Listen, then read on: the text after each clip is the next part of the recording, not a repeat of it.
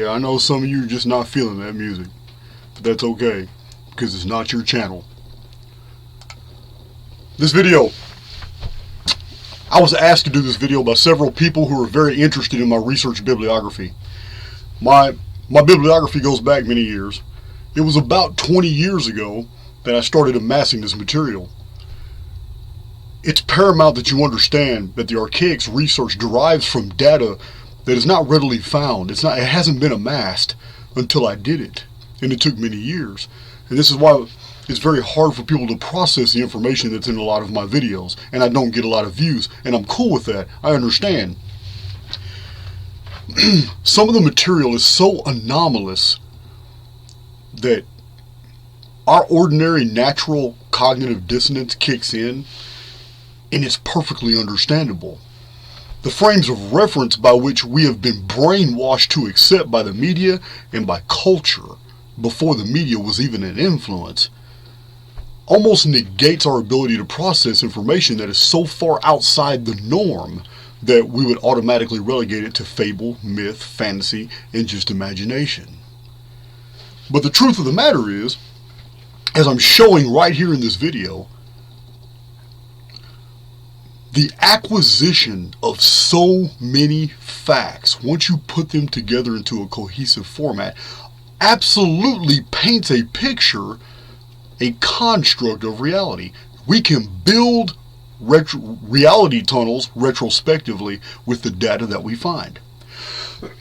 This is possible because when we find correlates, if I'm reading Homer's Iliad and I'm reading about a war that happened before the Greek states really solidified to become the Greek states, when the ancient realm of Greece was something else, like Mycenae, Achaia, Argos, and yet we find data that comports with the Iliad found in traditions in Ireland, found in traditions in other books that have been found around the world. We can isolate these particulars and we can put them together, and we can claim then that we have found something that is tangible. I know many people are so overwhelmed with data these days. It is so easy, and many people are falling for this. They just say, well, all history's fake, or all space is fake, or everything they come into contact with now is artificial. And to a degree, they're right. However, if our simulacrum, if this fantastic realm of Maya that we are immersed within has taken such great pains to hide, conceal, redact, and edit information from the past, then that means there is information from the past that has been edited and redacted that it doesn't want us to see. Therefore, we must conclude that if we were to put this together, it would necessarily paint a picture of what the simulacrum does not want us to know. So this is what I have done. As a matter of fact, these thousands of books that I have data mined, I have recorded the title of every book, the author of the book, date of publication in many cases, and always the publisher in this list for anybody to find these books. Now, many of these books on this list are out of print.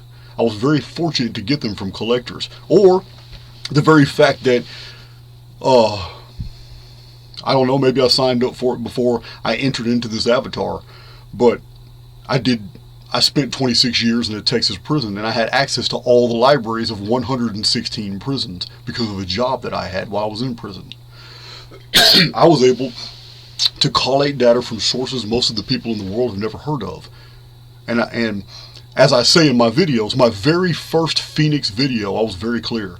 Extraordinary claims require extraordinary evidence. And this is why I'm such a critic of Zecharia Sitchin.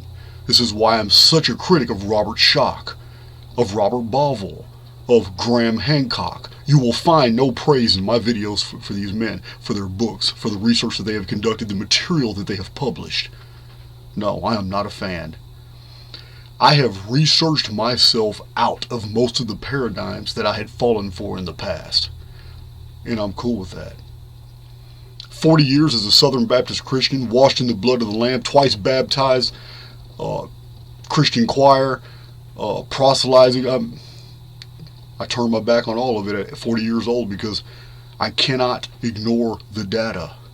Everything points to the fact that we are existing within a very controlled and artificial environment, and that it so cleverly conceals itself, and that this cerebral interface holography that we are immersed within right now interfaces with the very coding of our DNA.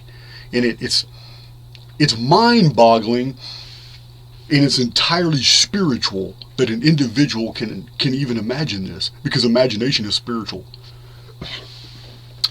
Cognition can never explain imagination.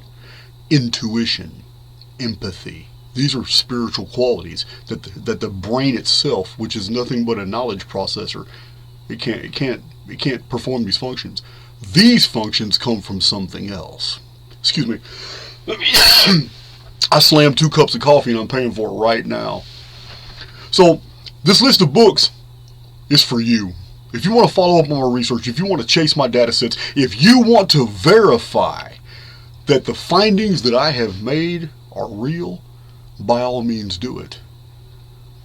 I have boasted in my videos, and I stand by that today, that because of my incarceration and my access to so much material, and the people who were sending me books upon request, loan libraries, and my own ordering every month, I spent my own money. Instead of buying a bunch of BS and crap, I spent my money on books. And I traded prisoners who had collected books. I traded them for books that I had, because once I data mine a text, that book has no more value to me. It's the information that I need. I don't need the pages in the book cover. So I pass that book on to someone else, and I get their material. And I have read some of the most boring monologues you can imagine, and yet found gold mines in them. This is another value of my incarceration. Because I was incarcerated, stuck in a prison cell for 26 years, I was able to read all these things, because you read boring books in prison. And sometimes, Lewis Mumford, Techniques and Civilization, written 100 years ago, I would have never picked up that book if I was paying bills, raising a family, working a 9-to-5 job. There's no way in hell I would have read an 800-page book called Techniques and Civilization, and then I would have never wrestled past the first chapter because it is so technical and boring. But some of the greatest gold mines I have found about space-time phenomena and history and palindromic nature, the sequences of history that unfolds, were out of that book, and many others like it. So this is the basically complete Archaix bibliography. Now, I have many more books that have not entered that bibliography. Here's some right here. All these books back here, yeah, they're not in the bibliography because I haven't finished reading these. I haven't finished data mining these books. But the ones on this list, you can take to the bank. In many cases, I've written the authors if they're still alive. So the value of amassing so much data is not to be smarter than someone else. The acquisition of knowledge does not increase intellect like that. Intellect is increased by the spirit within, what its intentions are, what it seeks to do with the information that it possesses. My goal from the very beginning was to put together a history of the world that like no one has ever seen, using all the ancient calendrical systems that I could find information on, breaking it down into one synthetic timeline, because I know that the more you research the past is always a predicate for the future. And that was my idea at the time. Little did I know that in the course of this research I was going to find hidden, fractured timelines that are easily followed once you understand the arithmetic. One of these discoveries, of course, many of you know, is the Phoenix chronology. No one. You might have 100 different YouTube channels talking about the Phoenix. They may release 1 or 2 videos, but there is no one in the world has released the Phoenix chronology or released the amount of material I have. Because I boast, like I said before, I have boasted many times in my videos, I am probably the most well-read individual on this rock. And I will back that up. Many of you will also accuse me of being egomaniacal. And that's fine, I get that. But I'm not selling this data. I give it away for free. I'm not rich. I struggle. I do all this working a full-time job.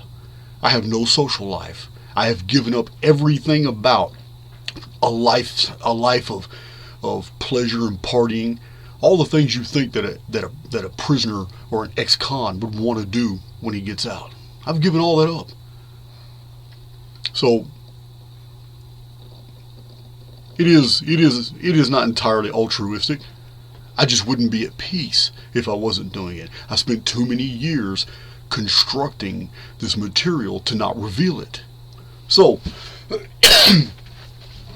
I encourage everyone who wants to follow up my research.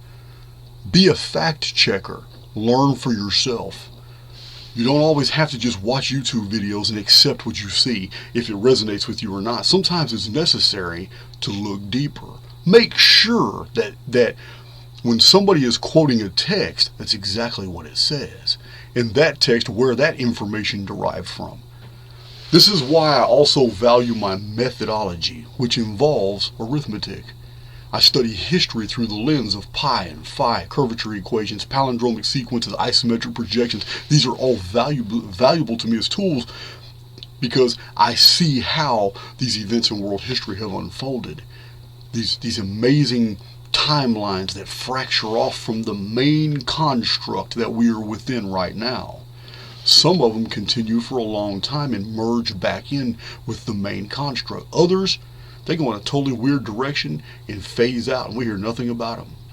And then hundreds of years later, we read all the evidence that they existed, but not what happened to them. When we think mud flood, and we think flood, and we think cataclysm, we think reset. The Phoenix chronology is fantastic. It is very, very anomalous. This collection of books here contained all the data and all the information for which I have released my 240 something videos, my 8-9 published books. I actually got like 13 published books, but not all of them are on topics like this. This is my bibliography. This is where I derive the material. Now you have to understand there isn't a single book in this entire bibliography that provides the Phoenix chronology. Why? Because it took this entire bibliography of ancient texts and translations to put it all together for me to study these events with a calculator to understand this 138-year reset protocol that is embedded within our chronography. It took this much data from the ancient world for me to be able to construct this thesis. It's novel. It's entirely new. Though there are hundreds of authors from the ancient past that I cite in my research concerning the Phoenix phenomenon and what they observed and witnessed and recorded, none of them in the past had put this together. But we know from these records that the Phoenix chronology was known in ancient times. And we know this because we have 6 independent historical records where Phoenix resets were predicted in advance. And they happened exactly at the exact dates they were predicted. We know Thales of Miletus. We know Atreus of Argos. We know these men. And in the biblical narrative, we know that whoever Noah was, Ednapishtim or Zusuthra, or whatever you want to call him, Manu, that individual had also predicted the exact date. Several times throughout history, the date was predicted. Thales of Miletus predicted it with precision. So, having said all that, this bibliography will keep you busy for the rest of your life. There's so many books and so many different topics. This is what you need. Preserve it. If my channel ever gets taken down, you'll have done well to go to the Archaix Facebook and harvest those images, because every single image in this video showing all these lists of books is easily obtained in the Archaix Facebook group, because I've posted them there this morning. Excuse me. Now, this data is mind-blowing, but I get desensitized from it over and over and over because I'm always releasing this material. It's not amazing to me anymore. But I see from comments and what people of others say, my emails, comments in Archaix and on YouTube, that when people first come into contact with it, a lot of them are in disbelief, others are in awe. And I wish I could get that excitement back. But the truth is, I have far from releasing all my Phoenix data. I have so much, man, I have so much material right here in this studio. I have boxes and boxes of I don't know if I'll ever get to it in my life to reveal it. But this is my 240th something YouTube video, and it's my promise to you that out of this collection of ancient and modern books that I am posted right here in this video, it is my sincere promise that I'm not even halfway done releasing videos. We have a lot more coming on a lot more topics. I still have not even unveiled the chronology on the dark satellite. Nemesis X object, Phoenix, Mayan long count, I've done all those. The Anunna nerve system, I've done all those. Pre-flood calendars, I've already talked about 12 or 13 of them. But the dark satellite and what it means for us, what its history is in this simulacrum, in this whole series of holographic resets that we suffer. That's a whole different chain of evidence there, and we'll soon be getting into that too. But we have to finish the Phoenix and Nemesis X object because we have a lot more data on that. And we always have data on the simulacrum because it's ever changing. It yields to our discoveries. It changes form. It disguises itself. That's what it does. The ancients were wrong. It's Maya. It is a world of illusion masked in enigmas. And this is archaix.com, and we're going to guide you through this. And anytime you feel compelled to, it will not hurt my feelings if you take a particular interest in any of the donation buttons at the bottom. This is Jason. Peace out. In both the description box and the comments section below, you will find my personal email. Ask me any questions.